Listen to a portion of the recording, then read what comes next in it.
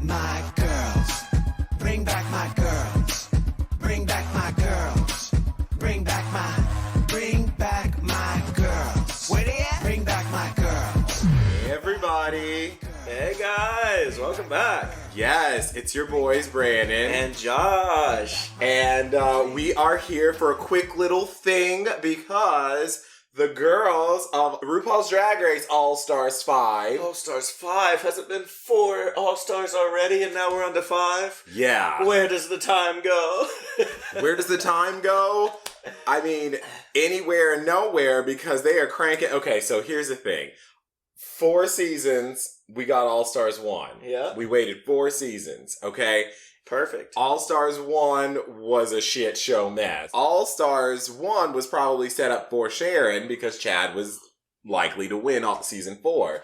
But flip, Sharon wins and they're like, shit, what if we let Chad win All-Stars? So everyone felt like All-Stars was just a consolation prize for Chad Michaels so he could have a crown. That bitch is a legend right there. Deservedly.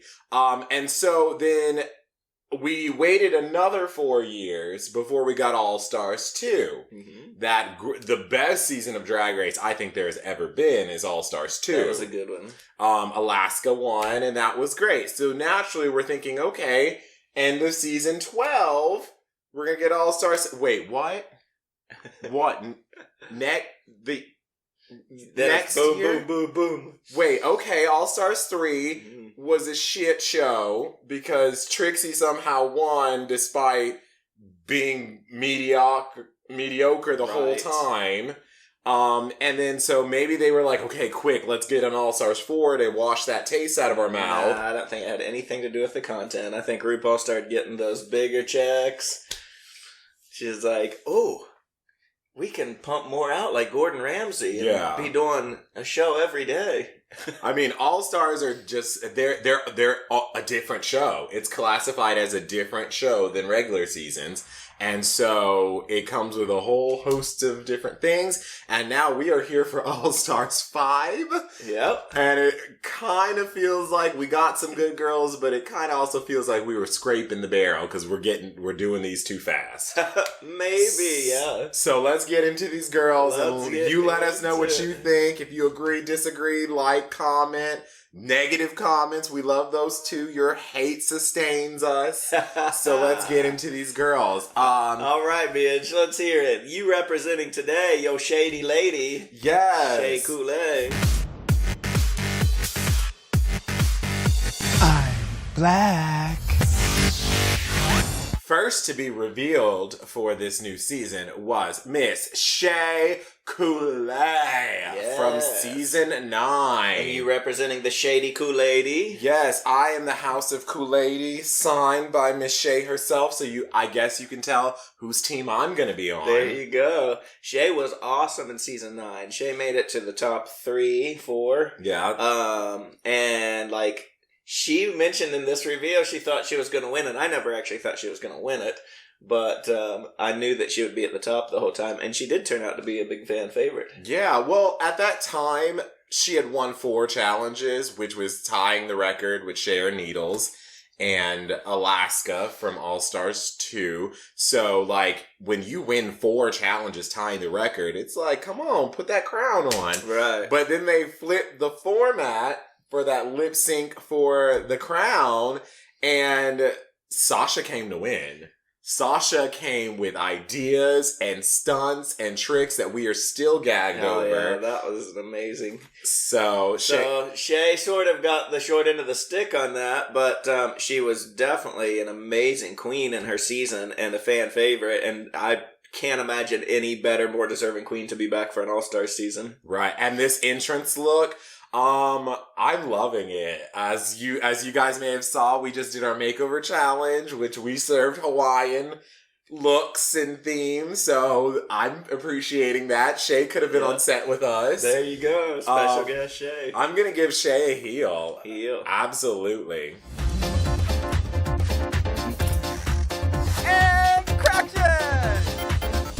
Next in at the workroom was Ms. Cracker. Ms. Cracker. Ms. Cracker is one of my favorites of this lineup. From season 10, I love funny bitches. I thought Ms. was really funny. I don't remember exactly what she said, but I remember talking about how she lived in the hood in New York City, and she got her name because everybody kept calling her, hey, Ms. Cracker. And I don't know why I thought that was funny, but I remember that. Yes. Daughter of Bob the Drag Queen. I can a winner. see that. Yeah, I see that. Miss Cracker, I liked her in season 10. She brings up her criticism of like how she was too in her head, she was too produced, and I get that. Like, trust me, I see you on that, Miss Cracker. Yeah. So it looks here like she was having a little bit more fun. Maybe she's just gonna enjoy it because she doesn't need this now. Right. Before, the girls need to do well. Now she's like, I know who lives for me. Right. She's getting it. And she was a little contrived in her jokes and things like that in her season.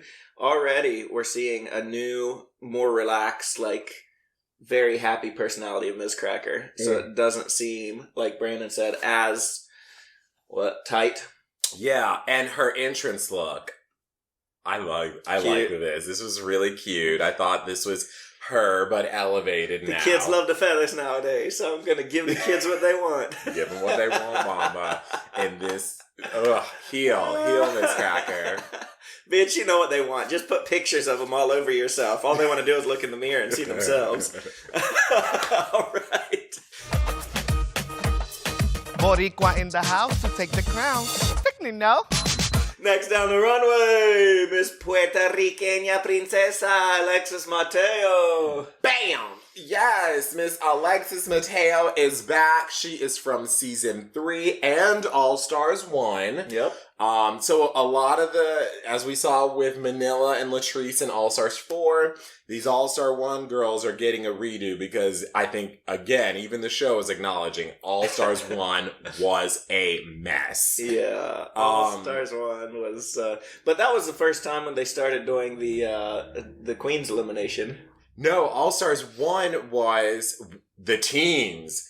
Because everything was a team challenge. They didn't have the budget to make a full season show, so it's only 6 episodes. But they didn't tell the girls that. So when the girls walk in with 12 girls, but they're like, it's a 6 episode season, they're like, how is this going to work? So in that season, you didn't get her. Both of you were in the bottom, and both of you went home. So Alexis Mateo was paired with Yara Sofia in that season, and Yara Sofia is the only girl that ever used the Shemergency button and tagged in of the lip sync for your life, and they went home. And so Alexis, I liked Alexis on season 3. She was a little rough around the edges, but she was funny, and she had good moments. Her military outfit PSA moment was very special. Her lip sync to Fantasia was very special. Here, she talks about Vanjie being her daughter, and so, like, I feel like that's the reason why they're bringing her back, capitalize more on Vanjie's popularity. Oh, that's the only reason they're bringing her back. Alexis Mateo already is annoying me, and we haven't even got an episode yet. I love Puerto Rican queens if they look like Puerto Ricans I want to sleep with. They're either sexy Puerto Rican boys that turn out a pretty good drag queen look, or they're loud, obnoxious Alexis Mateos that nobody wants to see or hear. I'm sorry. Ooh. So we'll see how she goes. I'm hoping she goes home first. I'm going to give her a heel. I like this look. The look was pretty cool. She does good bodysuits, so I'll give it a small heel. Okay. A little wedge. Well, I do declare, Blair St Claire's all grown up now. Bitches. Next in the workroom was Miss Blair St Claire, and I do declare, Miss Blair St Claire, you are finally 16 as opposed to 14 when you were on it. Right. This bitch will age backwards. Watch this, Benjamin Button St Claire. Blair, she got her post drag race touch ups just like the rest of these girls did. Hers I saw. Honey child, when you that young, you don't need a touch up. turn it into a porcelain Annabelle doll. Blair was always perfectly nice on season 10. She was very sweet. Yeah. But I thought this world was just gonna eat her alive. It seemed like that. Too sweet. Definitely seemed like that, and it still seems like she's very sweet. Blair, this look, she was giving me 80s, 90s model with the teased out hair in my favorite color, monochrome orange. Girl, highest heel. And the eye makeup. Highest heel. Oh, highest heel. You knew I had to. She did my color She justice. did, yeah. No, I love this. Was a look that I didn't expect from Blair, but I loved it. Definitely a heel. In a room full of 10, I'm always grand prize. Next in the workroom is Mariah Paris, Balenciana, etc., aka. Yes, I live. Ooh, mug for days. I live for Mariah, aka Mariah Successful, all those. Mariah is one of the girls. She's in LA, so we've seen her. I've talked to her. I've met her and chatted up with her. She cool. In fact, after the season 9 finale is where I talked to her the first time, and she was like, "Did you see? We are gagging." She was gagged over Sasha's stunts and all that with us. Mariah on season 3 was very guarded because she comes from the ball scene, the New York ball pose. If y'all are watching about that lifestyle. That's Mariah, okay. Yeah. I like her more now that you told me that. So she always approached it from a different point of view, where these acting challenges, all that she didn't give two shits about those. But if you look like a good bad bitch, that's what she cared about. Well, and let's she be still honest. does. The first 3 seasons of RuPaul is a completely different show and different game than it is now. Oh God, yeah. It started as those queens, those pose girls, those girls that made this a lifestyle, that were actually separated from the mainstream lifestyle and creating a whole life of drag clubs and drag culture. Now we've completely gone away from that into mainstream. So it's like, well, what sells, and, what young girls or housewives are going to think, it's great. Yeah. So I'm interested to see how she'll do in that new environment. There's a lot of older season girls on this season of All Stars. So I really appreciate that, because we're reintroducing some of these ideas and concepts to now this audience who wasn't there for it. Her look, ma'am, I'm gonna give this a heel. Girl looked good. She came in looking like a badass superhero bitch, and she gave it to us. She's looking beautiful. Heel. Our juries, more and more sparkle. India 2.0 here. Remodeled, remastered, and ready for action. Next in the workroom, we have India Farah. Yes, India Farah. I loved that India Farah came in backwards, and she had these jewels on her back that said old school. And then she turned around and she had that bodysuit into the big shoulders and the train.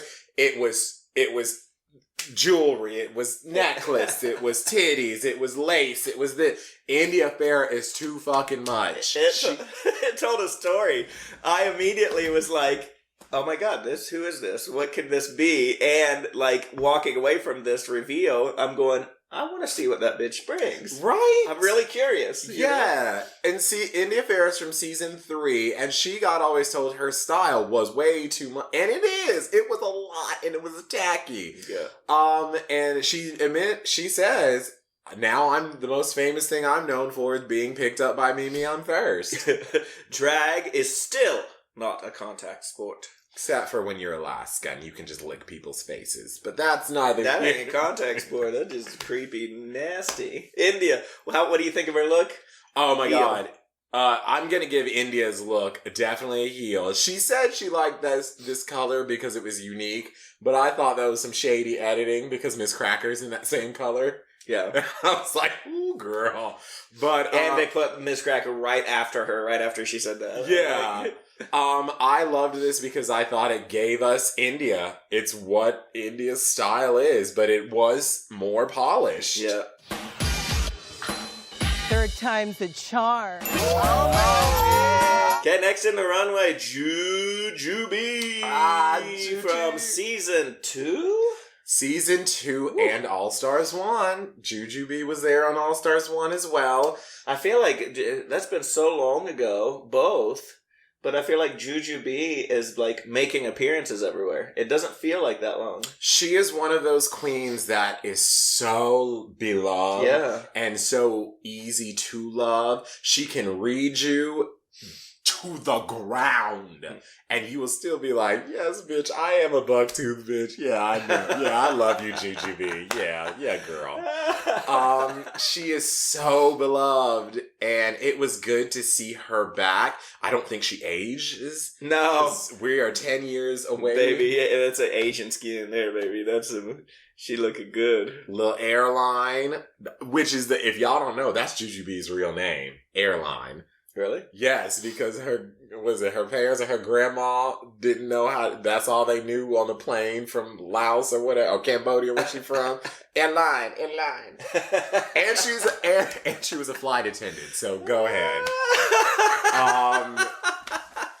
Jujubee came in this look, giving me a little Miranda Priestley hair. She looked like she could have been the editor of a fashion magazine somewhere. Yeah. I wasn't crazy about the look, but I love the spirit and the attitude, and I'm so excited to see Jujubee back, and I'm going, girl, I want to see you get up there at the top of this one. Yeah, heel Juju. I'd give her a look of Croc, but I'm going to give Juju overall a big heel. Okay, good. That's fair. Yeah.